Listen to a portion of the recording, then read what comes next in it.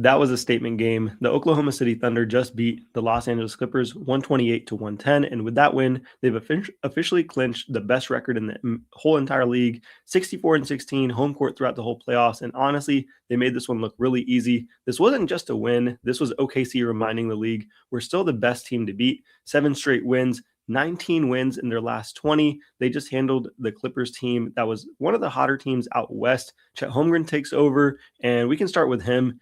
30 points, 14 rebounds, and the craziest part, 24 of those came in the first half. We've seen this actually throughout the whole season. He's been having some great outbursts in the first half of games. He's completely flipped this game on its head, scoring inside, stretching the floor, protecting the rim, running in transition as well. And this was one of those games where, yeah, this is why OKC can win a championship. And because Chet Holmgren alongside Shai, I mean, it's pretty much over. We can also talk about Shai's historic consistency, 20 points, 11 assists, and he didn't really even play in the fourth quarter. In total, he hasn't played in 38 fourth quarters. He sat at least, I believe, 26 of them without injury, and that's 141 straight games of 20-plus points. And that's not just consistency. That's all-time dominance, controlling the pace, picking apart the defense, and letting the game come to him. And he saw how happy what he was for Chet Holmgren on all the dunks that he made and pretty much taking over this game. And he controlled it and,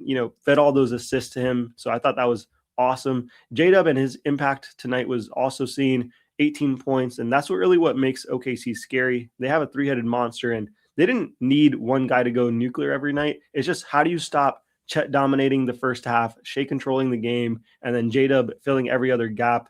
And defensively, they held the Clippers in check all night, allowed 0 fast break field goals, and that's really discipline. That's their identity that they really rely on. And the game flow is something that we can talk about as well. The game was basically decided early on. OKC came out aggressive, built a 25-point lead in the first half, and from there, the ball movement was elite, shot selection was clean, and defense stayed locked in. The Clippers never really seriously threatened them at all. And for the Clippers, Kawhi had 20 points. Brook Lopez added 16, but they didn't really generate enough offense outside of those two. And there was no transition game. There was really no rhythm. And mainly that was missing Garland, and they didn't really have that point guard play. They were just chasing the entire night. And now they're in a tight race for that 8 and 9 spot for the play-in. And so now every game for them matters.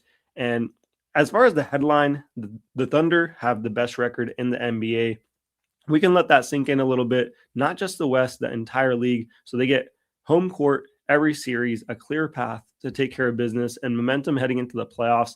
And they didn't really just back into a situation like this. They dominated the whole season, the whole way here. And if you're the rest of the NBA, you're looking at this OKC team and really thinking to yourself, how do we beat them 4 times out of 7? Because now they have the MVP level superstar, 2-time MVP, might I add, and a rising two-way all-star in Chet Holmgren, depth, defense, chemistry, and J-Dub's back healthy. They're peaking right at the perfect time. And next up, we're also going to be meeting up with another team that's peaking at the right time. That's the Denver Nuggets, who host the second best NBA player currently. That's Nikola Jokic. That's going to be a real test for this contending team.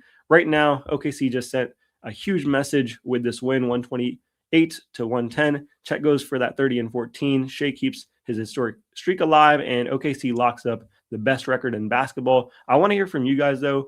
Are the Thunder officially the favorites to win it all? Let me know, and I'll catch you guys in the next one. Peace out.